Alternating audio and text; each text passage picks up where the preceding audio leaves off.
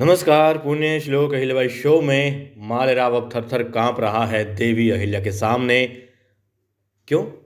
क्योंकि उसका झूठ, उसका घमंड, उसका अहंकार, उसका वहशीपना, उसकी अय्याशी, उसका जनता पर अत्याचार अब देवी अहिल्या के सामने आ चुका है।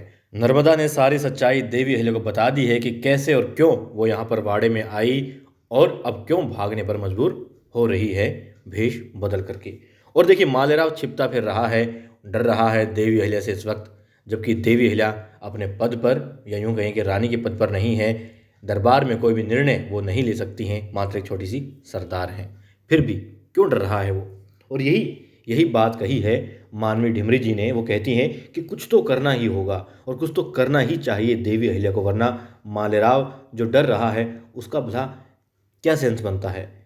वाकई में कोई औचित्य ही नहीं है कि उसको डरता हुआ दिखाया जाए, यदि यहाँ पर देवी अहिल्या कोई ठोस कदम नहीं उठा सकती होती तो।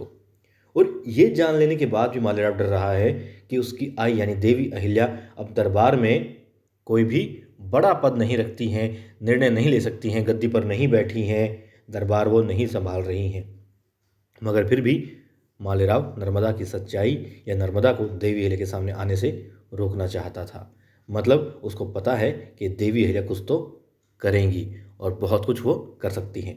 बिल्कुल सही कह रही हैं मानवी ढिमरी जी आप, कि देवी अहिल्या कुछ भी कर सकती हैं अपनी जनता के लिए, अपनी प्रजा के लिए। और जैसा कि जगदीश जी कहते हैं कि देवी अहिल्या समय समय पर मालेराव को रोकती रही हैं, टोकती रही हैं, सजा भी देती रही हैं, और वाकई में ऐसा ही है।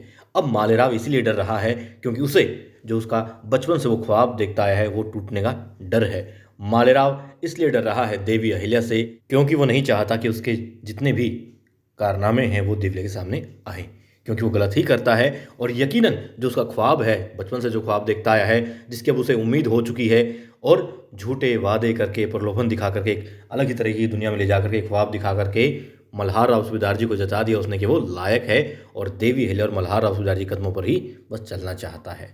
अब इसीलिए मल्हार राव सूबेदार जी ने कहा था कि देवी अहिल्या के आते ही इसे तख्तोताज दे देंगे, उत्तराधिकारी घोषित कर देंगे। और मालेराव को पता है कि यदि देवी अहिल्या जान गई कि वो कितना मक्कार है, कितना घटिया प्रवृत्ति का इंसान है मालेराव, तो देवी अहिल्या कभी भी उसे गद्दी पर नहीं बैठने देगी। कुछ भी कर जाएंगी वो, किसी भी हद से गुजर जाएंगी वो, मगर देवी अहिल्या के ऐसे निर्दयी इंसान को तख्तोताज नहीं संभालने देंगी, क्योंकि उन्हें पता है कि इस तरीके से मल्हार राव सूबेदार जी ने खून पसीने और आंसुओं से सींचा है इस राज्य को, और खंडेराव होलकर ने अपना बलिदान दिया इस राज्य के लिए।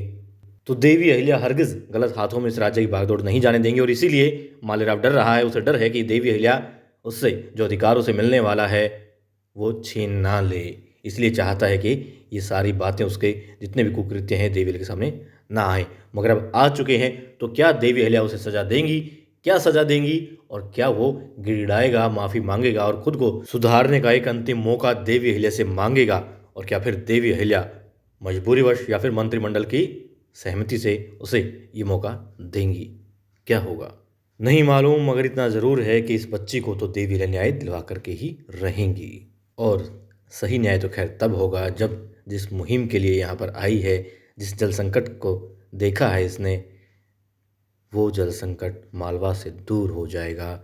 जल मुहिम जो है, वो जल परियोजना जो है, वो धरातल पर आ जाएगी। मगर अभी इतना आसान ये नहीं लगता है।